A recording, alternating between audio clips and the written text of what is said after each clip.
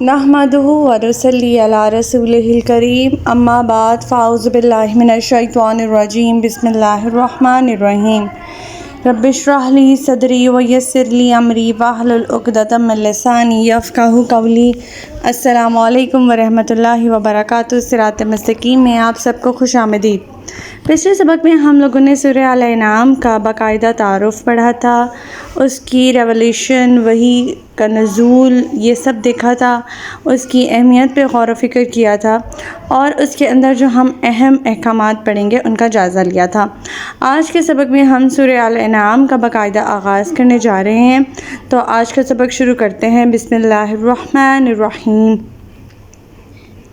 अल्हम्दुलिल्लाहिल्लज़ी ख़लक़स समावाति वल अर्द व जअलज़्ज़ुलुमाति वन नूर सुम्मल्लज़ीना कफ़रू बिरब्बिहिम यअदिलून। हर तरह की तारीफ़ अल्लाह ही को सज़ावार है, जिसने आसमानों और ज़मीन को पैदा किया और अंधेरे और रोशनी बनाई। फिर भी जो लोग काफिर हैं वो दूसरों को अपने परवरदिगार का हमसर बनाते हैं। अब यहाँ पे ये ख़िताब जो है अल्लाह ताला मुशरिकीन मक्का से कर रहे हैं, जो ये अकीदा रखते थे कि हर चीज़ का खालिक और मालिक अल्लाह ही है। इसी ने इस कायनात को पैदा किया, इसी ने सूरज चाँद बनाए, रात दिन पैदा किए, कायनात पर इसी की हुक्मरानी है। सूरज चाँद सितारे सब इसी के हुक्म के तहत गर्दिश कर रहे हैं और ख़ुद हमें भी इसी ने पैदा किया।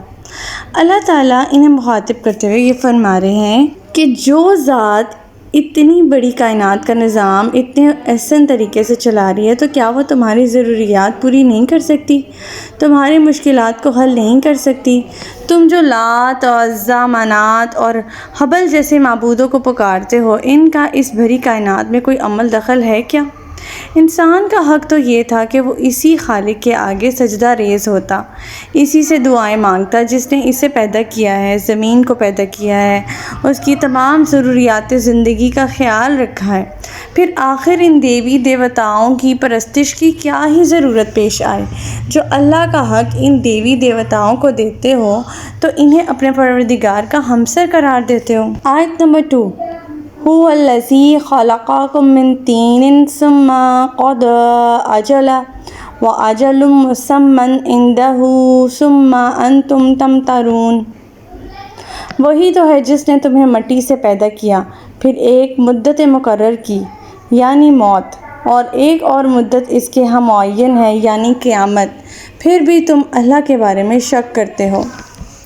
यहाँ पे अल्लाह ताला अपनी वहदानियत की दूसरी दलील पेश करते हुए क्या फरमाते हैं? सय्यदना आदम अलैहिस्सलाम को मिट्टी से बनाया गया, फिर इंसान की तमाम ग़िज़ाई ज़रूरियात इसी मिट्टी से पूरी होती रही हैं, फिर मरने के बाद भी तुम्हें इसी मिट्टी में मिल जाना है। गोया इसने तुम्हें एक जान से पैदा किया, तुम्हें ज़िंदगी बख्शी, इसी तरह ज़िंदा को बेजान चीज़ में मदग़म कर देगा यानी मिट्टी में। फिर क्या तुम्हें ये बात समझ में नहीं आ रही कि वो दोबारा तुम्हें इसी मिट्टी से उठा लेगा? ऐसी ज़िंदगी बख्शने पर वो कादिर है। लिहाजा सोचो तो तुम्हें ना अल्लाह के बारे में शक हो, ना ही क़यामत के बारे में। इस आयत में लफ्ज़ अजल जो है उससे मुराद इंसान की मौत का वक्त है, जो कि हर इंसान के लिए क़यामत सुग़रा है। चुनांचे आप सल्लल्लाहु अलैहि वसल्लम ने फरमाया, जो शख्स मर गया इसकी क़यामत कायम हो गई, और अजल मुसम्मा से मुराद क़यामत का दिन या क़यामत कुबरा है, जबकि सब लोग कब्रों से खड़े किए जाएंगे और अल्लाह के हुज़ूर इनसे बाज़ पुर्स और इनका मुहासबा किया जाएगा। आयत नंबर 3। वहुवल्लाहु फिस समावाति व फिल अर्द यअलमु सिर्रकुम व जहरकुम व यअलमु मा तक्सिबून। वही एक अल्लाह है जो आसमानों में भी मौजूद है और ज़मीन में भी। वह तुम्हारा बातिन और ज़ाहिर सब कुछ जानता है, और वो कुछ भी जानता है जो तुम करते हो।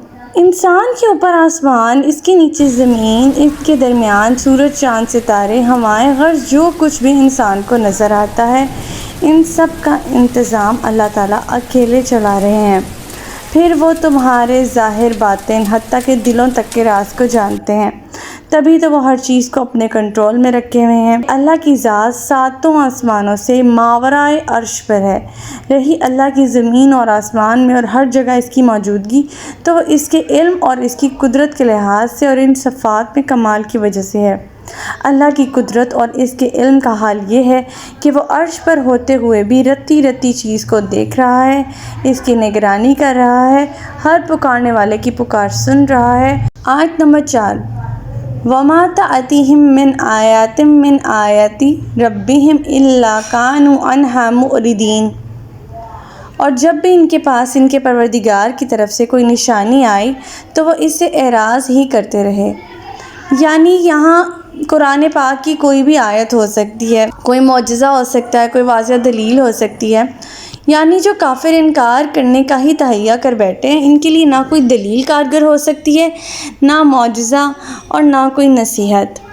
اور وہ نشانی قرآن پاک کی کوئی آیت بھی ہو سکتی ہے، کوئی معجزہ بھی ہو سکتا ہے کسی نبی کا، کچھ بھی ہو سکتا ہے، لیکن جنہوں نے نہیں ایمان لانا وہ گمراہ ہی ہوں گے اور وہ منہ پھیرنے والوں میں سے ہی ہیں۔ ان کے اوپر نہ کوئی نصیحت اثر کرتی ہے، نہ کوئی معجزہ، نہ کوئی واضح دلیل۔ آیت نمبر 5، فَقَدْ كَذَّبُوا بِالْحَقِّ لَمَّا جَاءَهُمْ فَسَوْفَ يَأْتِيهِمْ أَنبَاءُ مَا كَانُوا بِهِ يَسْتَهْزِئُونَ، چنانچہ جب ان کے پاس حق آ گیا تو اسے انہوں نے جھٹلا دیا، اور جس کا وہ مذاق اڑا رہے ہیں ان قریب انہیں اس کی خبریں پہنچیں گی۔ حق سے مراد قرآن پاک بھی ہو سکتا ہے، رسول اللہ صلی اللہ علیہ وسلم کی ذات بھی ہو سکتی ہے۔ ان دونوں کا دعویٰ یہ تھا کہ اسلام ہی بالآخر غالب آ کر رہے گا۔ کفار مکہ اس بات کا مذاق اڑاتے تھے، یہ کمزور سی مٹھی بھر جماعت ہے جسے کھانے پینے کی چیزیں بھی میسر نہیں آتی، اگر یہ محلوں کے خواب دیکھتے ہیں تو یہ دیوانگی نہیں تو اور کیا ہے۔ اسی کے جواب میں اللہ تعالیٰ نے فرمایا کہ ان قریب ان لوگوں کو ایسی خبریں آنے